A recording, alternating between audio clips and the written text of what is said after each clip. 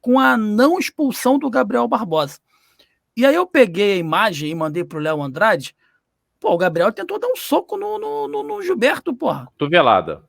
Cotovelada, que é pior ainda, cotovelo, porra.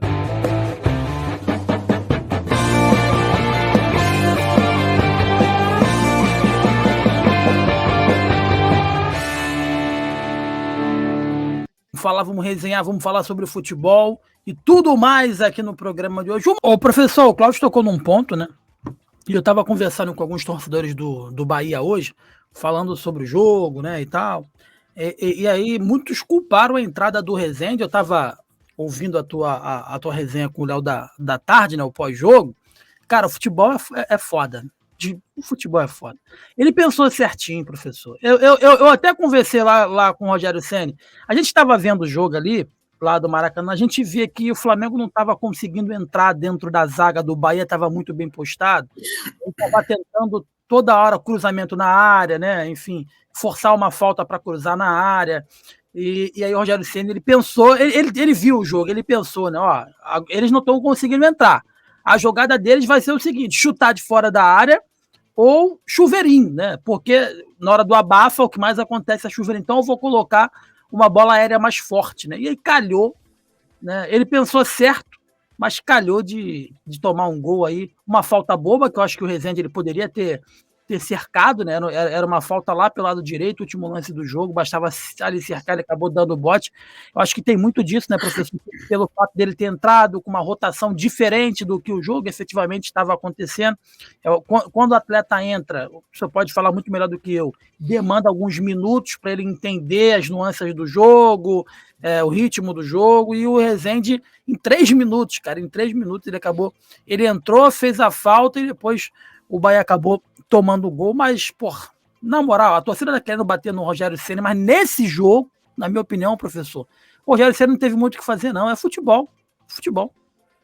Exatamente. E, cara, eu vou falar aqui, sabe o que acontece? O torcedor, às vezes, ele pega no pé de alguns atletas, independente do que o cara faça, ele acerta 9 na 10ª que ele erra, tá vendo? Ele erra tanto, entendeu? Não olha o outro lado. O Rogério pensou certo, eu comentei isso com o Léo hoje, na nossa resenha de 1 hora.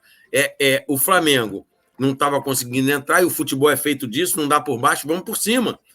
E aí, Jonas, além de tudo isso, tem a capacidade, a inteligência do atleta Davi Luiz. Se você olhar o jogo, todas as bolas, ele estava onde? No segundo pau. Nessa, ele toma atitude, você vê que ele anda sozinho, ele não é incomodado. Ele fica aqui no segundo pau esperando. Na hora que sai a batida, ele transita pela área e ataca a bola lá na frente de todo mundo que ninguém esperava. Então, cara, tem a falta de sorte do Rogério, que, na minha opinião, independente de ser o Rezende, quem quer que for, ele pensou certo, vou aumentar a estatura, mas aí tem a qualidade do adversário também, que eu sempre falo, o Léo fala muito isso quando a gente está resenhando. As equipes jogam contra alguém. Tem um opositor lá, tem um adversário, e ele vai tentar quebrar o que você está pensando. Ontem, cara, o Clóvis foi muito bem. O jogo de ontem, cara, nos dá um alento, nos dá uma perspectiva que o futebol brasileiro ainda tem jeito. Agora, a gente precisa que as pessoas que estão nas direções, tanto de clubes como de federações e confederações, se sentem para melhorar. Você viu ontem um jogo de xadrez entre Rogério Ceni e Tite. O Rogério Ceni lê o jogo, tem entendimento do que o Flamengo pode fazer, ele tem supremacia, e o Tite, no segundo tempo, ele entra com o Alan, bota o Gerson pelo lado direito, monta uma linha de 4, começa a atrapalhar o Bahia, e o Alan entra muito bem no jogo. Então tem isso, às vezes você troca e o atleta não entra bem. Que para mim não foi o caso do Rezende, não. O Rezende fez o que ele tinha que fazer, mas a galera já pega no pé do rapaz. Então, cara, um jogaço no Maracanã, muito bacana de você ver as estratégias, a galera. O Tite já. Porque quando entra e dá certo, todo mundo fala que tinha que ter feito antes, né? Quando entra e dá errado, não tinha nem que fazer.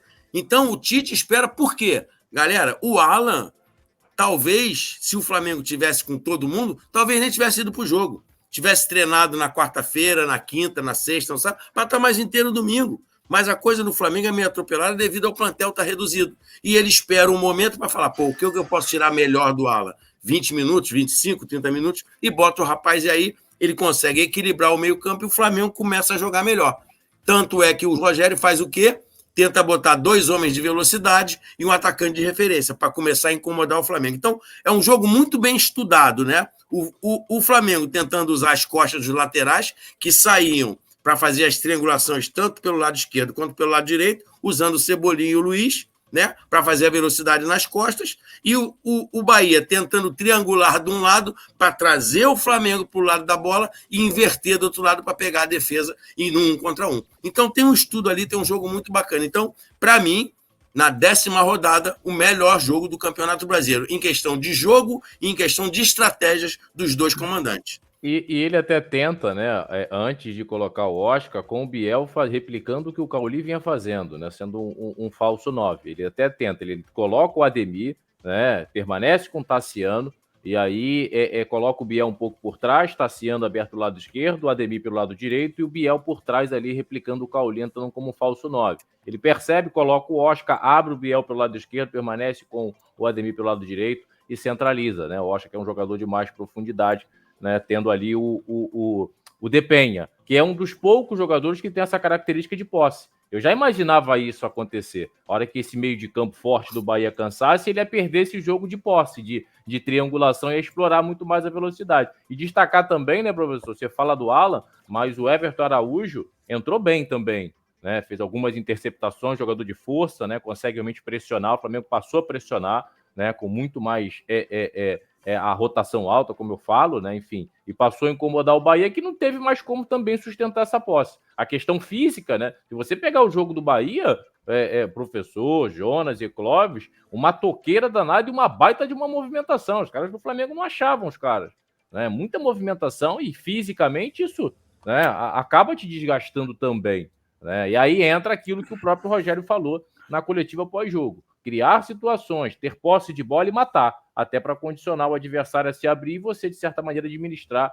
mais tranquilo o placar, enfim. Então, eu acho que o Bahia tirou muitas lições do jogo de ontem, mas certamente saiu muito mais fortalecido. E como o professor falou, o jogo do Cruzeiro é importante para vencer e apagar essa derrota de ontem no Maracanã.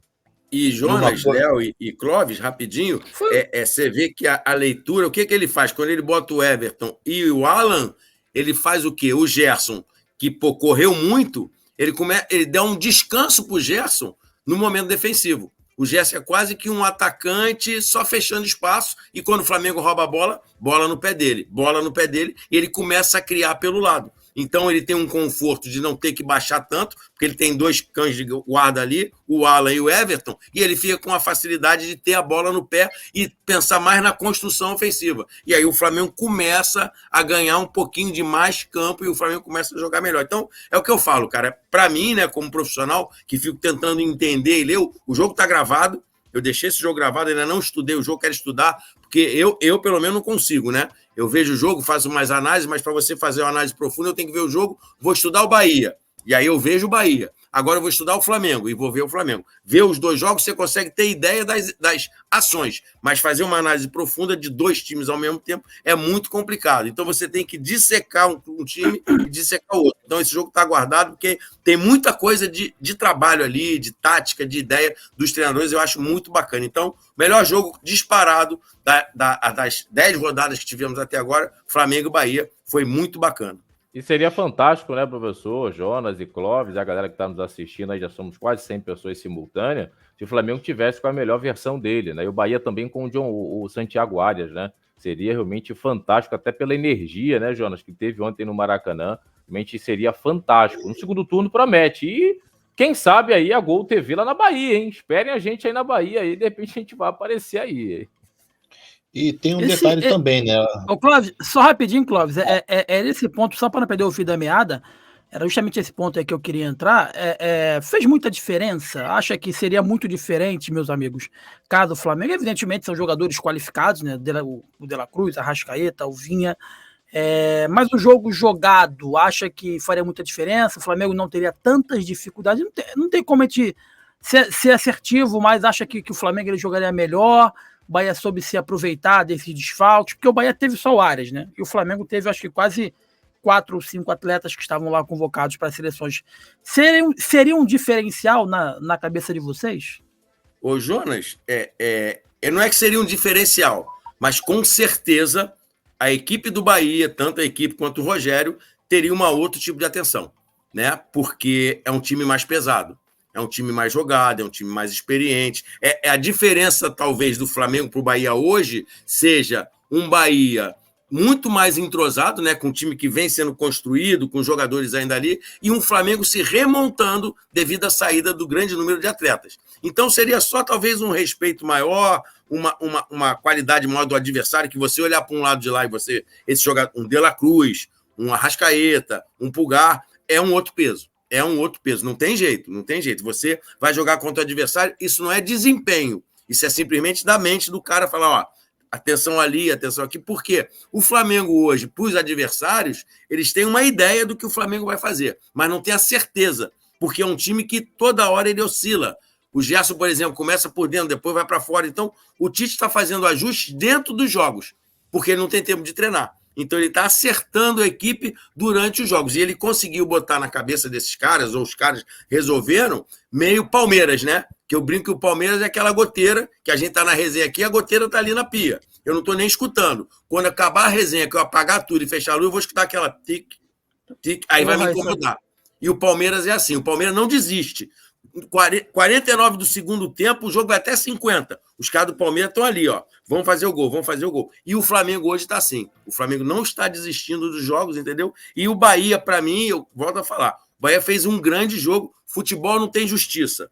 Mas se você fosse olhar, tira os lances de gol, olha o jogo e você pergunta assim, quem ganhou o jogo? O de branco ou de vermelho e preto? Vou tocar aqui no assunto que eu até entrei na live nesses momentos que a torcida do Bahia estava meio revoltada com a não expulsão do Gabriel Barbosa. E aí eu peguei a imagem e mandei pro Léo Andrade. Pô, o Gabriel tentou dar um soco no Gilberto, porra. Cotovelada. Cotovelada, porra. Que é pior ainda, cotovelo, porra, na nuca. Ia pegar, cara. Cara. E mudaria o andamento do jogo. Uma expulsão naquele momento mudaria o andamento do jogo, porque o Flamengo ele ficaria com um a menos. Foi prejudicado o Bahia nesse aspecto. O professor tinha visto, né? Até falei com o professor que não tinha visto. Ele falou, pô, deu ali a intenção de pegar e tal, mas, cara, cotovelo é uma região sinistra, ia pegar na nuca, na parte de trás da cabeça. Se pega mesmo, né? Eu acho que caberia a expulsão pela intenção e pelo risco realmente de daquela cotovelada ter pegado. Porque se pega, é uma região sensível pra caramba, cara. Então, assim, eu vi o lance que o Jonas me mandou. A intenção, eu acho que caberia a expulsão ali, porque é uma região muito perigosa, cara. Então a gente pode caracterizar que o Bahia foi prejudicado aí no jogo, professor Marcelo?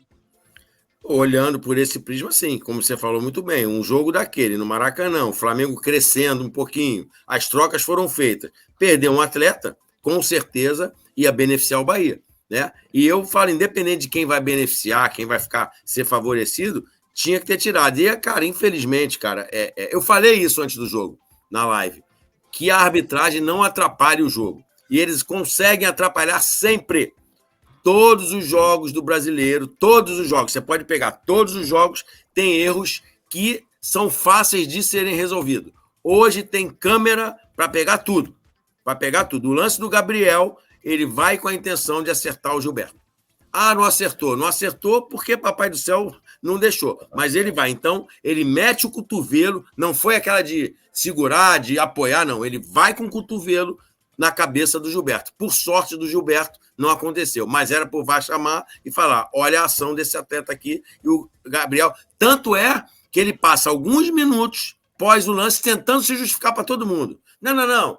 Foi empurrão. Foi não sei o quê. Ele sabe o que ele fez. Ele ficou, né, na seringa e ele tentou se desvencilhar. E o juiz e o VAR... Ah, meu amigo, o jogo tá bom, tá disputado, tá empate, né? Tá empate, tá todo mundo feliz. Deixa a bola rolar. Eu acho que as ações têm que ser tomadas e tem aqui um cara que foi árbitro que sabe muito bem. Esses caras, eles se omitem. E a omissão, para mim, é a pior coisa. Meu amigo até erra, mas não por omissão. Bom dia, rapaziada. Abraço para todo mundo. Saudações. Tamo junto. Valeu.